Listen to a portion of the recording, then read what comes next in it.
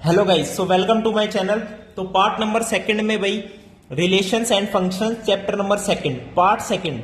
तो इसके अंदर जो है हम क्या करेंगे, एग्जांपल्स को डिस्कस करेंगे जो आपके बेसिस होंगे किस पर, Cartesian product of sets. Cartesian products of sets आपकी फर्स्ट एक्सरसाइज भी इसी के ऊपर बेस्ड है। अब लास्ट वीडियो में मैंने इसके बारे में सब कुछ आपको बता रखा है, बिल्कुल अच्छी वीडियो है वो, इंट्रोडक्टरी पार्ट है, तो जाके उसे जरूर देख लेना भाई, part 1 of relations and functions. ठीक है भाई, और चैनल को भाई सब्सक्राइब जरूर कर लेना गाइस। ओके, अब चलते हैं अपने एग्जाम्पल्स पर। तो एग्जाम्पल नंबर 1 देखते हैं। ठीक है भाई, एग्जाम्पल नंबर 1। अब एग्जाम्पल नंबर 1 में क्या कह रहा है, आपको दे दिया x plus 1 comma y minus 2, x plus 1 comma y minus 2 equals to 3 comma 1, equals to 3 comma 1। तो आपको x की वैल्यू और y की वैल्यू फाइंड आउट करनी है। अब देखो, these are ordered pair of elements. मैंने बताया था कोई भी अगर ordered pair of elements equal होते हैं, इट मींस जो फर्स्ट वाला है वो फर्स्ट के बराबर होता है, ये सेकंड वाला है जो सेकंड के बराबर होता है। ऐसे आप इसको भाई रीजनिंग में या फिर कंपिटिटिव एग्जाम में डायरेक्ट सोल्व इसलिए ही करते हैं। ठीक है, x प्लस 1 को तो मैं इक्वल कर दूंगा 3 के, तो this implies x is equals to 2, तो x की वैल्यू आ गई, वेरी गुड। अब y माइनस 2 जो सेकंड वाला है वो सेकंड के बराबर होगा भाई, y minus 2 equals to 1, this implies y is equals to 3, hence x की वैल्यू 2, y की वैल्यू 3। बस ये आपका छोटा सा एग्जांपल था, फर्स्ट एग्जांपल कंप्लीट भी हो गया। अब चलते हैं सेकंड एग्जांपल पे। सेकंड एग्जांपल में क्या कह रहे हैं देखिए, उसमें कह रहा है आपको एक सेट दे दिया P जिसके अंदर एलिमेंट्स दे दिए A, B and C, very good. एक दे दिया सेट Q जिसके अंदर एलिमेंट दे दिया R। ओके, आपसे कह रहा है कि फॉर्म द सेट्स। एक तो आपको निकालना है P क्रॉस Q, एक आपको क्या निकालना है, Q क्रॉस P। अब आपको लग रहा होगा ये दोनों सेम आएंगे, भाई देखो यहां पे ये भी पूछ रहा है कि are these two products are equal, तो ये हम पहले इसके एलिमेंट्स लिखेंगे इस सेट के और इसके भी लिखेंगे, फिर हम बाद में बताएंगे कि ये इक्वल है या नहीं है। अब देखो P क्रॉस Q मैंने समझाया था, P क्रॉस Q मतलब इसको ऐसे लिख लीजिए, ये एक P सेट है, ये Q सेट है, Q सेट के अंदर R है, P के अंदर A, B एंड C। अब A देखो, P क्रॉस Q में जो ऑर्डर्ड पेयर ऑफ एलिमेंट्स बनेंगे उसके अंदर जो फर्स्ट आएगा वो P से बिलोंग करेगा, जो फर्स्ट पे है उसकी प्रायोरिटी ज्यादा है, वही वाली सिमिलर वाली बात है, समझ गए। अब P क्रॉस Q में जो फर्स्ट लिखेंगे वो P वाला आएगा, और फर्स्ट मैंने लिख दिया मान लो A, वो A P सेट का है, ये Q सेट का है, हम कर रहे हैं P क्रॉस Q, तो एक A के साथ पहले लिख दिया मैंने R। अब और तो कोई एलिमेंट है नहीं Q के अंदर, तो नेक्स्ट बारी किसकी आ जाएगी, B की आ जाएगी, तो B कोमा R। नेक्स्ट वाली किसकी आ जाएगी, C की आ जाएगी, C कोमा R। तो ये आपके एलिमेंट्स आ गए of sets P cross Q, यानी ये कार्टेशियन प्रोडक्ट हमने लिख दिया of sets P and Q। अब देखो 3 एलिमेंट्स 1 एलिमेंट, 3 इंटू 1 3, तो टोटल 3 एलिमेंट्स ही आए, बिल्कुल करेक्ट है। अब Q क्रॉस P, इस बार हमें करना है उल्टा, ये Q ये P, this is Q this is P, Q cross P, Q के अंदर R है, इसके अंदर A, B एंड C आएंगे, तो अब भी 3 एलिमेंट्स, लेकिन जो पहला एलिमेंट ये होगा ऑर्डर्ड पेयर के अंदर पहला जो होगा वो Q से बिलोंग करेगा, यानी R comma A, R comma B and R comma C। So this is Q cross P। अब क्या ये दोनों इक्वल है, बिल्कुल इक्वल नहीं है भाई, दो सेट्स इक्वल तब होंगे जब हर एक एलिमेंट उसका इक्वल होगा। R कोमा A इसके अंदर है, बिल्कुल नहीं है, तो दीज आर नॉट इक्वल, बस कहानी खत्म। तो ये आपका एग्जांपल नंबर था सेकंड। अब चलते हैं एग्जांपल नंबर 3 पे। एग्जांपल नंबर 3 देखो, एग्जांपल नंबर 3 में क्या कह रहा है, आपको एक सेट दे दिया 1, 2, 3, वेरी गुड। एक सेट दे दिया B 3, 4, बहुत बढ़िया। एक सेट आपको दे दिया C सेट दे दिया 4, 5, 6। Okay guys, very good. अब आपको फर्स्ट फाइंड आउट करने के लिए कह रहा है A cross B intersection C, यानी A का क्रॉस प्रोडक्ट लेना है किसके साथ, B इंटरसेक्शन C। अब देखो A क्रॉस, मान लो कोई नया सेट बन गया D। अब D सेट क्या है, D है B इंटरसेक्शन C, तो मैं यहां पे बता देता हूं D सेट क्या आएगा। देखो B और C का इंटरसेक्शन, अब इंटरसेक्शन पढ़ के आ रहे हो सेट चैप्टर में, देखो सेट चैप्टर इससे बहुत रिलेटेड है। देखो ये आपकी ऐसी मैथ्स है कि जो जो हम सीरीज में करते चले जाएंगे, पिछले वाले को भूलना नहीं है, सारे रिलेट होंगे भाई, एक नंबर का रिलेशन बनेगा, रिलेशनशिप एक नंबर का बनता है यहाँ पे, ठीक है। मस्त, हर एक चैप्टर एक दूसरे से बहुत प्यार करता है, बहुत अच्छी रिलेशनशिप है भाई, शादी भी होती है इनकी लास्ट में, देखना, ठीक है। फिर उसकी प्रोबेबिलिटी निकालेंगे हम, शादी हुई नहीं हुई, ये सब वो सब, ठीक है भाई, ओके। तो डी सेट है बी इंटरसेक्शन सी, बी और सी का इंटरसेक्शन 3,4 4 5 6, तो कॉमन क्या है 4 है, तो डी सेट में क्या आ गया 4 आ गया, बस।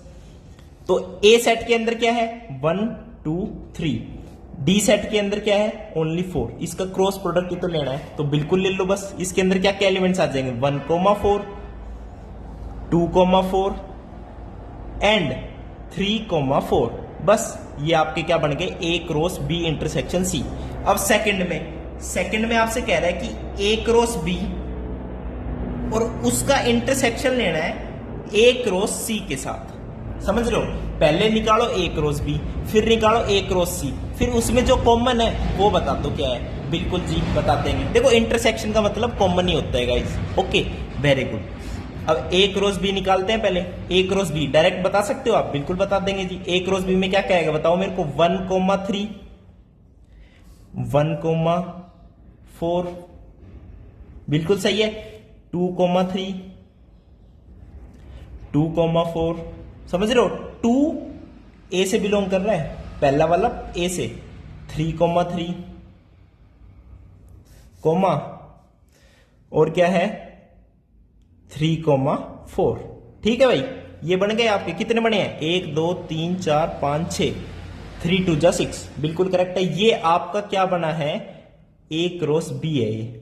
अब बात कर लेते हैं ए क्रॉस सी की, ए क्रॉस सी यानी दिस क्रॉस सी, 3 3 जा 9, 9 एलिमेंट्स बनेंगे, कौन कौन से 1,4 1,5 1,6 2,4 2,5 2,6, ओके।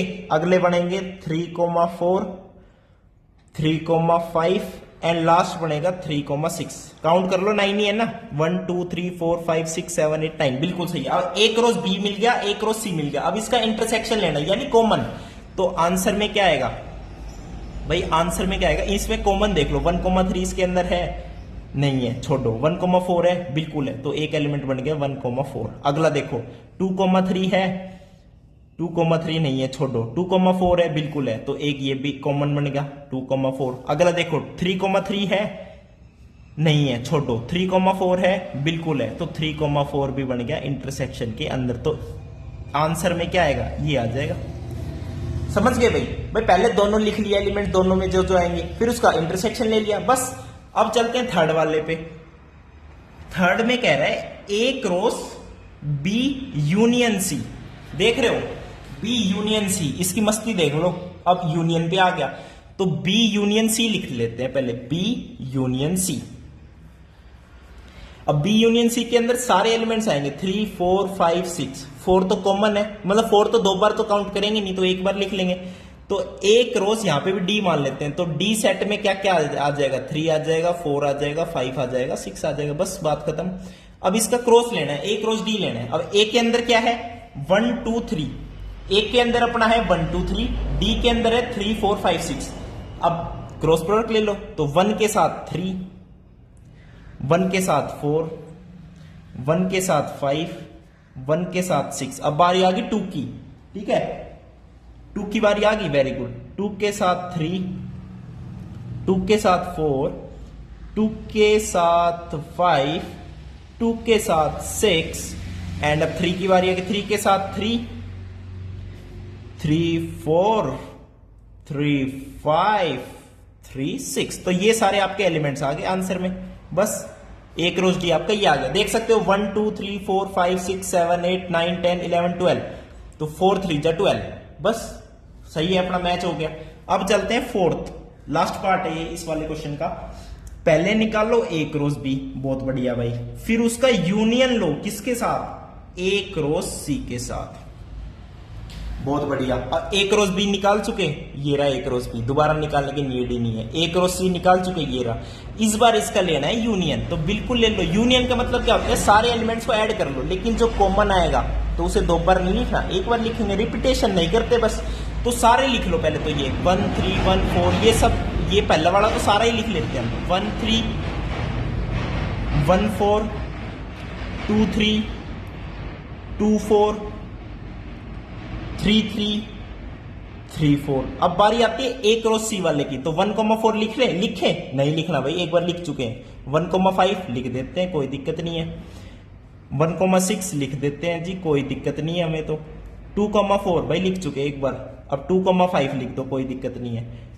2,6 भी लिख दो, कोई दिक्कत नहीं है। 3,4 भाई लिख चुके, दोबारा नहीं लिखेंगे। अब आगे 3,5 की बारी, बिल्कुल सही है। अगली आगे 3,6 की बारी। तो ये सारे एलिमेंट्स आ जाएंगे यूनियन के अंदर। ओके भाई, वेरी गुड।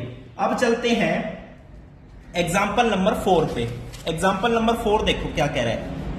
एग्जाम्पल नंबर 4 में आपको पी सेट दे दिया 1,2। आपसे बताऊं क्या पूछ रहा है, P क्रॉस P निकालो। भाई पार्ट 1 में डिस्कस कर चुके हैं, कोई दिक्कत वाली बात नहीं है।